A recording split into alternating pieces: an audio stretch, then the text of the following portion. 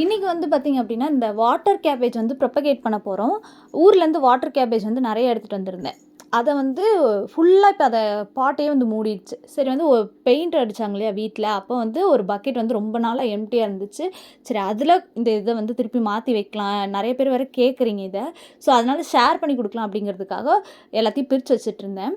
இந்த water cabbage வந்து ஒரு 2, 3 போட்டோம் அப்படின்னாலே வந்து அந்த இடத்த வந்து ஃபுல்லாக கவர் ஆயிடும். இது நீங்கள் நல்லா ஃபஸ்ட்டு வளர்க்க போகிறீங்க அப்படின்னா, கொஞ்சம் பெரிய ஒரு ஸ்பேஸ் இருக்க மாதிரி ஒரு பக்கெட்டோ ஏதோ ஒன்று எடுத்துக்கோங்க. அதில் வந்து ஒரு 2, 3 இந்த கேபேஜை வச்சிங்க அப்படின்னா நல்லா வரும். கீழே வந்து ஃபஸ்ட்டு மண் போட்டுக்கோங்க. செம்மண்ணோ அந்த மாதிரி ஏதோ ஒன்று போட்டுட்டு ஒரு 2 நாள் 3 நாள் வந்து அப்படியே விட்டுருங்க அந்த தண்ணியை.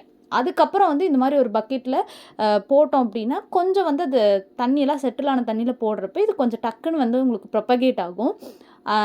நான் ஊர்லேருந்து எடுத்துகிட்டு வரப்போ பார்த்திங்கன்னா ஒரு 5, 6 எடுத்துகிட்டு வந்தேன். ரொம்பலாம் எடுத்துகிட்டு வரல. ஒரு 5, 6 வந்து எடுத்துகிட்டு வந்திருந்தேன்.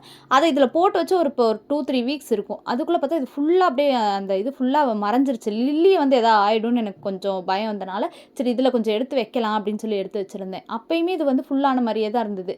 ஏன்னா லில்லி, இந்த வாட்டர் கேபேஜ், அதுக்கப்புறம் இந்த நீர் பிரம்மி, அப்புறம் இந்த சைனீஸ் மணி பிளான்ட் எல்லாமே நான் இதுக்குள்ளே போட்டு வச்சுருக்கேன். சரி மீன் வந்து கொஞ்சம் நல்லா இருக்கணும், நிறைய ப்ரீடு வரணும் அப்படிங்கிறதுக்காக நான் போட்டு வச்சுருந்தேன். இப்போ பார்த்தா அது ஃபுல்லாகவே இந்த வாட்டர் கேபேஜ் நிறைய மெடிசினல் பர்பஸ்க்குமே யூஸ் ஆகிட்டுருக்கு. சாப்பிட கூட செய்கிறாங்க சில பேர். அதெல்லாம் எந்த அளவுக்கு ட்ரூன்னு எனக்கு தெரியாது. ஆனால் வாட்டரில் வச்சு வளர்த்திங்க அப்படின்னா நல்லபடியாக வளரும். பாய்.